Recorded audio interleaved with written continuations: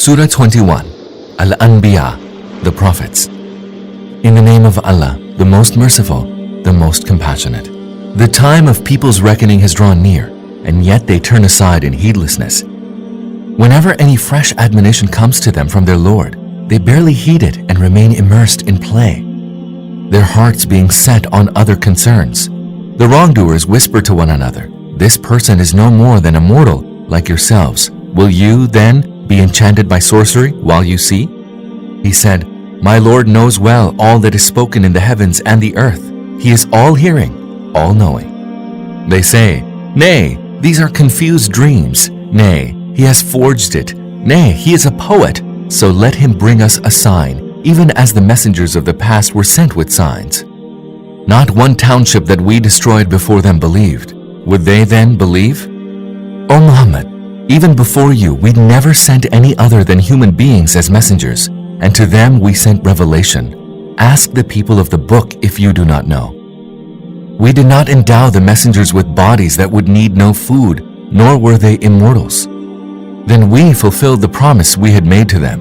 We rescued them and those whom we wished, and we destroyed those who exceeded all bounds. We have bestowed upon you a book that mentions you. Do you not understand? How many a wrongdoing town did we shatter and then raise up another people? Then when they perceived our chastisement, they took to their heels and fled. They were told, "Flee not, but return to your comforts and to your dwellings. You are likely to be questioned." They said, "Woe to us, surely we were wrongdoers." They did not cease to cry this until we reduced them to stubble, still and silent. We did not create and sport the heavens and the earth and all that lies between the two. Had it been our will to find a pastime, we would have found one near at hand, if at all we were inclined to do so. Nay, we hurl the truth at falsehood, so that the truth crushes falsehood, and lo, it vanishes. Woe to you for what you utter. To him belongs whosoever dwells in the heavens and on earth. Those angels that are with him neither disdain to serve him out of pride, nor do they weary of it. They glorify him night and day without flagging. Have they taken earthly gods who are such that they raise up the dead to life? Had there been any gods in the heavens and the earth apart from Allah, the order of both the heavens and the earth would have gone to ruins. Glory be to Allah, the Lord of the throne, who is far above their false descriptions of him. None shall question him about what he does, but they shall be questioned. Have they taken gods other than him? Say, O Muhammad, bring forth your proof. Here is the book with admonition for those of my time, and there are also scriptures with admonition for people before me. But most people do not know the truth and have therefore turned away from it. Never did we send any messenger before you to whom we did not reveal, "There is no God but me, so serve me alone." They say, "The most compassionate Lord has taken to himself a son. Glory be to him." Those whom they say so designate are only his honored servants.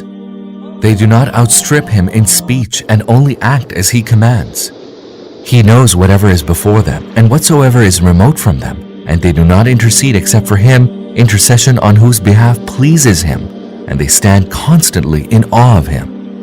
And if any one of them were to claim, "Indeed, I am a god apart from him," we shall recompense both with hell.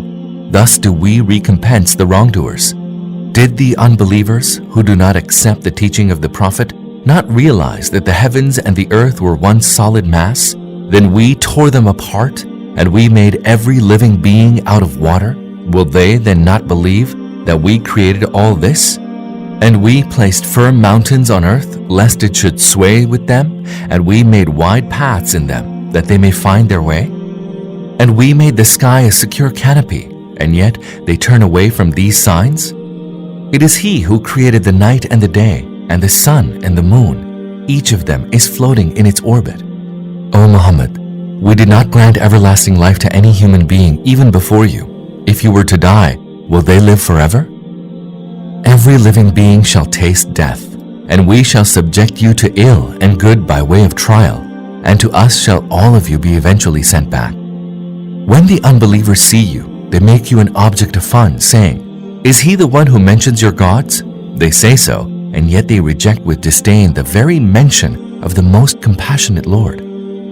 Man is hasty by nature. I shall certainly show you my signs. Do not ask me to be hasty. They say, tell us, when will the threat of punishment come to pass if you are truthful? If only the unbelievers knew of the hour when they shall not be able to keep off the fire from their faces, nor from their backs, nor shall they be helped. That will suddenly come upon them and stupefy them. They shall not be able to ward it off, nor shall they be granted any respite. Other messengers before you were also mocked, but those who scoffed at the messengers were overtaken by the same scourge that they had scoffed at. Tell them, O Muhammad, who protects you during the night or the day from the most compassionate Lord, and yet they turn away from the admonition of their Lord. Do they have any gods who would protect them against us? They have no power even to help themselves, nor do they enjoy our support. Nay, we generously provided them and their fathers, and they enjoyed our provision for long. Do they not see that we are now advancing into their territory, diminishing it from different sides? Is it they then who will triumph? Tell them, I only warn you by the revelation, but the deaf do not hear the cry when they are warned. Were only the slightest whiff from your Lord's punishment to touch them, they would cry out, woe to us! We were indeed wrongdoers. We shall set up just scales on the day of resurrection, so that none will be wronged in the least. We shall bring forth the acts of everyone, even if it be the weight of a grain of mustard seed. We shall suffice as reckoners. Surely, we had granted to Moses and Aaron the criterion between right and wrong, and light and admonition for the good of the God-fearing. For those who feared their Lord without seeing him and dread the hour of reckoning. This is a blessed admonition that we have revealed. Are you then going to reject it? Surely, we had bestowed wisdom upon Abraham even earlier, and we knew him well. Recall when he said to his father and his people, what are these images to which you are devoutly clinging? They answered, we found our fathers worshipping them. He said, certainly you and your fathers have all been in manifest error. They said, are you expressing your true ideas before us, or are you jesting? He said, nay, but your Lord is the Lord of the heavens and the earth, which he created, and to that I bear witness before you. By Allah, I shall certainly carry out my plan against your gods after you are gone. Then he broke them all into pieces, sparing only the Supreme One among them, that they may possibly return to him. When they saw the idols in this state, they said, who has done this to our gods? Surely he is one of the wrongdoers. Some of them said, we heard a youth called Abraham speak ill of them. The other said, bring him then before the eyes of the people that they may see what will be done to him. On Abraham's arrival, they said, Abraham, are you he who has done this to our gods? He answered, rather it was the Supreme One who has done it, so ask them if they can speak. Thereupon they turned to their inner selves and said to themselves, surely it is you who are the wrongdoers. Then their minds were turned upside down, and they said, you know well that they do not speak. Abraham said, do you then worship beside Allah a thing that can neither benefit you nor hurt you? Fie upon you and upon all that you worship beside Allah. Do you have no sense? They said, burn him and come to the support of your gods if you are going to do anything.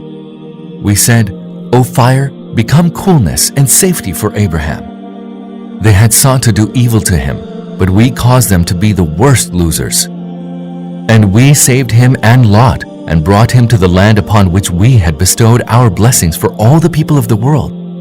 And we bestowed upon him Isaac and Jacob as an additional gift, making each of them righteous. And we made them into leaders to guide people in accordance with our command. And we inspired them to good works, and to establish prayers, and to give zakah. They worshipped us alone. We bestowed upon Lot sound judgment and knowledge, and we delivered him from the city that was immersed in foul deeds. They were indeed a wicked people, exceedingly disobedient. And we admitted him into our mercy. Verily, he was of the righteous. We bestowed the same favor upon Noah. Recall when he cried to us before, we accepted his prayer and delivered him and his household from the great distress.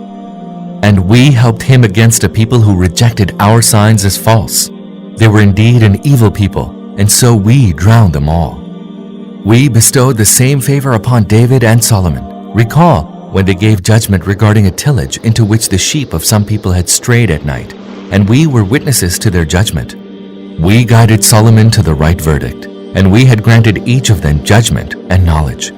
We made the mountains and the birds celebrate the praise of Allah with David. It was we who did all this. It was we who taught him the art of making coats of mail for your benefit, so that it may protect you from each other's violence.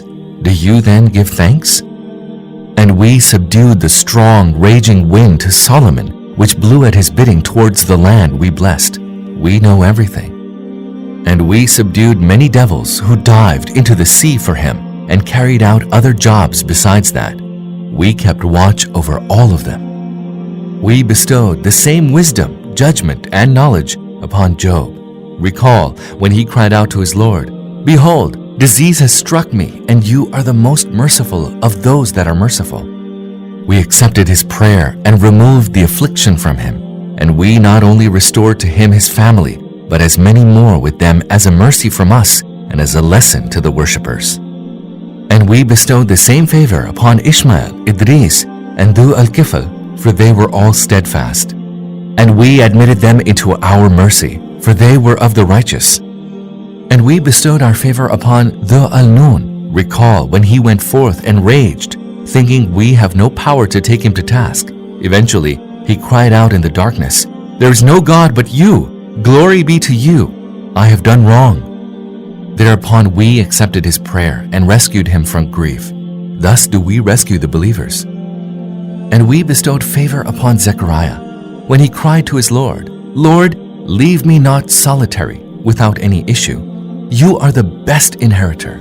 So we accepted his prayer and bestowed upon him John, and we made his wife fit to bear a child. Verily, they hastened in doing good works and called upon us with longing and fear and humbled themselves to us. And also recall the woman who guarded her chastity. We breathed into her of our spirit and made her and her son a sign to the whole world. Verily, this community of yours is a single community, and I am your Lord, so worship me. But they tore asunder their faith into many parts, but to us they are bound to return. Then whosoever does righteous works while believing, his striving will not go unappreciated. We record them all for him. It has been ordained against every town that we ever destroyed that they shall not return to enjoy a new lease of life, until Gog and Magog are let loose and begin swooping from every mound. And the time for the fulfillment of the true promise of Allah draws near, whereupon the eyes of those who disbelieved will stare in fear, and they will say, "Woe to us! We were indeed heedless of this. Nay, we were wrongdoers." They will be told, "Verily you and the gods you worship beside Allah are the fuel of hell. All of you are bound to arrive there. Had these indeed been gods, they would have not gone there, but as it is, all of you shall ever abide in it. There they shall groan with anguish, and the din and noise in hell would not let them hear anything.